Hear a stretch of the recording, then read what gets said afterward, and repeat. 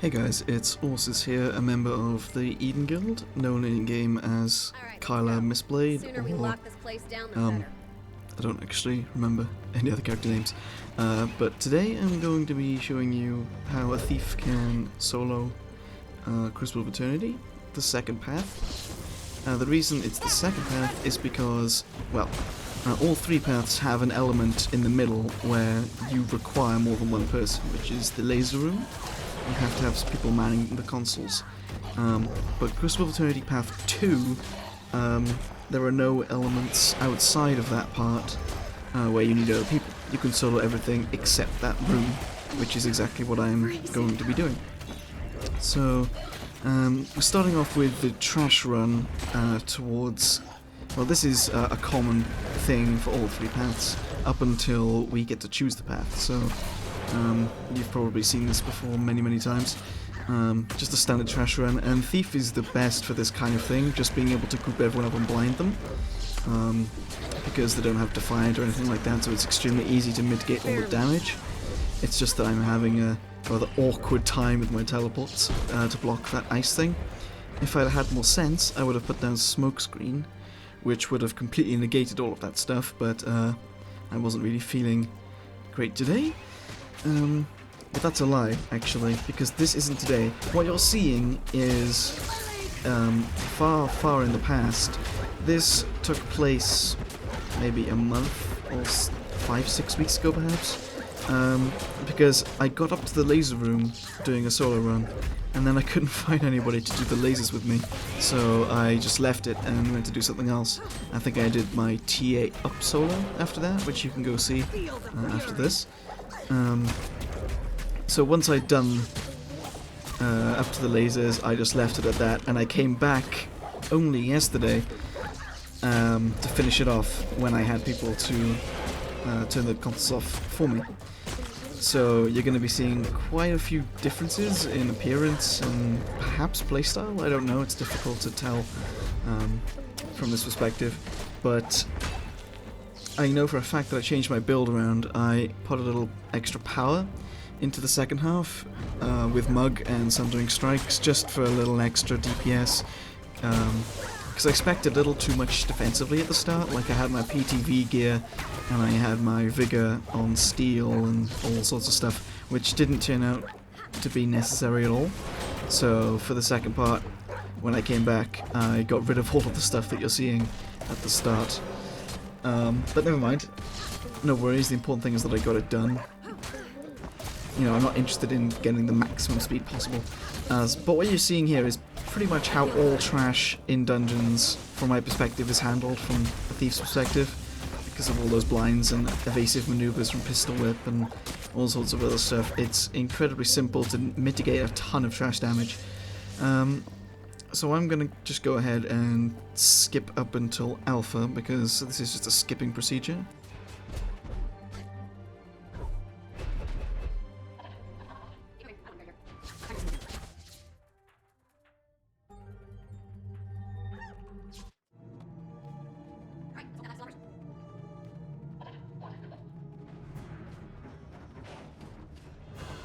So, for no particular reason at all, in this first fight I decided to play the role of a ninja, just running around with dagger. It's obviously not the optimal way to do this. I could be using pistol whips and doing damage while evading, but considering that there really isn't any serious threat at this point, I just decided to mess around. So yeah, nothing really to concern yourself with here. It's very simple to just avoid both of those attacks, one by walking out of the way, and one by dodging, or both by walking out of the way if you decide to use short bow like I do, to wipe out the first few adds that get in the way. So there really isn't anything to this fight at all. It takes a couple of minutes, but trust me, it actually gets even easier when you see Alpha's second and third encounter, so I'll show you that in just a second.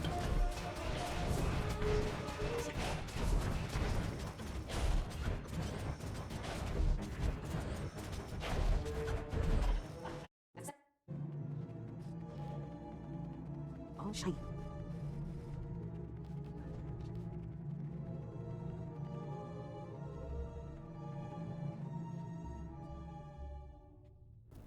Now this is, for me, the most fun part of the dungeon because there is actual cognition involved, I guess, which is the golems. They all have different purposes, but all of them are blinded and pistol whipped just the same. There is one thing that is a big concern, however, out of all these golems, and that's one particular golem which has stunning capabilities. It's not just an ordinary stunning capability, he does it over and over in a massive laser beam. You can see it right there. If that hits me, I am dead. That's it. There is no rescue from that situation. I am completely and utterly screwed if I get hit by that laser.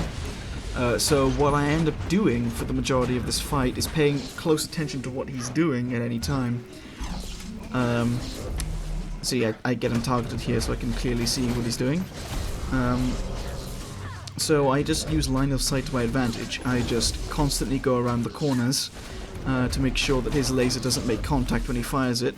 But if he does start firing it and I'm not near a corner, I'll just headshot him or pistol whip him, and that'll just be enough to interrupt it.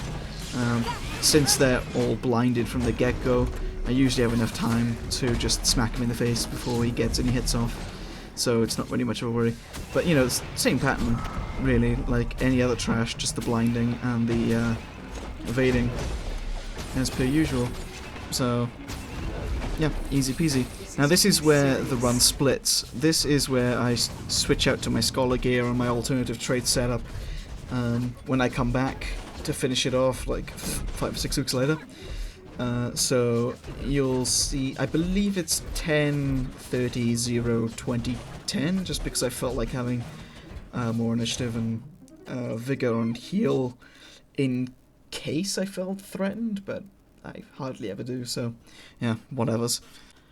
Now the golem really honestly doesn't pose much threat at all unless you let yourself get caught in stuff, which is incredibly easy to avoid. And he has really, really strange aggro mechanics that still don't make sense to me. Simply being here, I do get down because for some reason, well, not for some reason, for good reason, they fixed a little thing where his projectiles would just get blocked by it, but it's still in aggro range, kinda. It's difficult to explain, but yeah, this really is not much threat whatsoever. That's why I'm not even bothering to play it at proper speed. Just running on with a short bow and getting those bounces off for those turrets, and running around and reflecting and stopping that big purple thing from hitting me. I believe I do go down a second time just because I'm not paying much attention and I allow myself to get hit because this is just so mind-numbingly boring to be running around and pressing one with a short bow over and over. So yeah, I let that get to me a couple of times, but you know, no biggie. This, up until now, this has actually been a common part of all the CoE paths, so you haven't seen any Path 2 specific stuff apart from Alpha's attacks, his fire and his ice things. He doesn't do both of those in the other paths, but that's really the only specific thing you've seen so far. After this golem's dead, we will be moving on to another room with golems, this time a bunch of bomb golems that are trying to blow up a turret, which I'm supposed to defend, but since they take forever to blow up, I can just run around and abuse the bounces of the short bow auto attack to easily wipe them out. So you'll see that in a couple of seconds. Oh, and it's also important to mention that big golems will spawn too, and it's kind of RNG depending how badly you get screwed over with those guys. Sometimes it can be 2 close quarters golems, which pose almost no threat because you can just outrun them. But then you can also get the ones that have that stun laser beam, and those can be a pain in the ass if, you know, you accidentally get caught off guard by one, or you interrupt one too late or something. So there's that. Easy. There's me going down again. But I was telling you about that buggy aggro mechanic, and that's kind of what it is. He doesn't attack you for some bizarre reason if you, like, teleport to the range of those barriers. He should be aggroing me. I don't know why not. I should be dead, but, you know, whatever. If I was paying more attention, I would have done this without going down once, so no biggie for me, don't care. This is the golem room that I was talking about, and I'll stop talking until we get to somewhere relevant.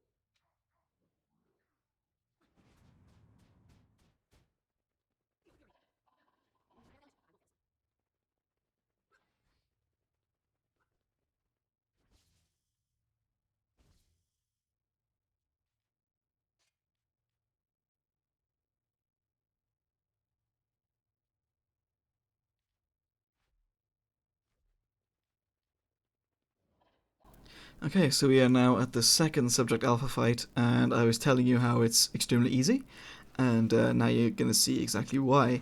I don't think I've ever gone down, ever, while doing fights with these guys solo, just because they pose no actual threat to you if you're not brain dead. You see, there's an attack that you have to dodge, an attack that you can outrun this one, although Thieves Guild means that there are more targets, so I accidentally get more aggro than I should with the red circles. But if there's no one around, you can just outrun the one circle that appears. And the only thing you really have to do to maintain yourself is to just make sure that Infiltrator's strike is constantly on the active, the Shadow Return, because those crystals will stop you from doing anything pretty much, and you'll be screwed. But that's the only prerequisite to winning the fight. Like, there is no other thing you need to concern yourself with, and you will win. Thief is pretty much the class designed for this fight. Like, I've seen a couple of warriors do solo runs of this, and guardians, and I think a necro once, maybe? An Ellie or two. And they have so much more trouble because they have to have active teleports on cooldown and things, whereas I pretty much have infinite get out of jail free cards, so there is pretty much nothing to concern myself with, and that's pretty much all there is left of the path, because I'll do this again for the third encounter, but he will just get some like ooze, like tar elemental type things to heal him, so it takes a little longer to get his health bar down, and then there's a middle encounter with a nightmare husk, and that's it. That's all there is to the path. So yeah, I'll shut up until we get to the husk. Okay, so now we are at the Nightmare Husks room, which, again, is not even a fight, to be honest. He doesn't even do anything threatening. You just have to be on your toes. For the golems that are in the room with you, the boss himself is pretty much zero threat. All we have to be doing is getting those golems to walk into him with either a rifle or by kiting them in. And since I have a lot of access to stealth, and I'm on my own, so there's no mishmash of aggro, like they're not running around in circles trying to follow different people at different times, I have complete control over the situation, which means I can just pretty much take him out at my own leisurely pace. So there is pretty much nothing to worry about here. There is a little thing which some groups don't particularly understand about this room, which I thought I could elaborate on now that I'm, on my own and I could demonstrate it. So there is actually a cutoff point of where those golems run into the room, where you will be able to get a full charge against him. The golems won't stop for anything. They won't come back after you've fired the rifle at them for any reason whatsoever. They'll just go straight to him and explode. You see it right there. The golem didn't do anything, just ran straight into him. Basically, what you have to do is fire the rifle at the golem as soon as it stops moving in its initial travel from the spawn point. Because what they do, they come from that spawn point, like in the corner by the wall, and they come down into the open arena and then stop moving until they get aggro and then chase a player in the room. But if you get them to, I don't know the term that the rifle has, like enslaved or influenced or something, whatever that like debuff is, if you get that on them when they haven't got a single piece of aggro whatsoever, then they'll just go straight to the guy and explode with no problems. So yeah, like that's it. That's all there is to this room. Piece of cake. And now we come to the final fight with Subject Alpha, and it is literally the exact same as the second encounter. Zero threats, zero problems. The only thing that changes, which doesn't change the fight itself, is that a couple of tower elementals will spawn and heal him, which just prolongs the fight, doesn't make the fight any more threatening or dangerous to you. You just have to be a little bit more patient in doing so. So that's it. I'm just going to speed this up, and boom, there we have it. Not Subject Alpha, Crucible of Eternity, Path 2, soloed completely, except for the laser room, because You can't solo that. I wish I could, and if I could, I would. But if I could, I would. But I can't. So like that's it. That's all there is to it. I will be uploading Twilight Arbor: The Up Path and Honor of the Waves Path 1. I think I will try Forward in Twilight Arbor, as well as maybe another Honor of the Waves path. I'm not sure yet. I haven't decided. I will eventually do an Ara Path 2 solo when I don't disconnect every fucking time I try and fight Loopy. So, yep, that's that. Thanks for watching, and I'll see you guys around.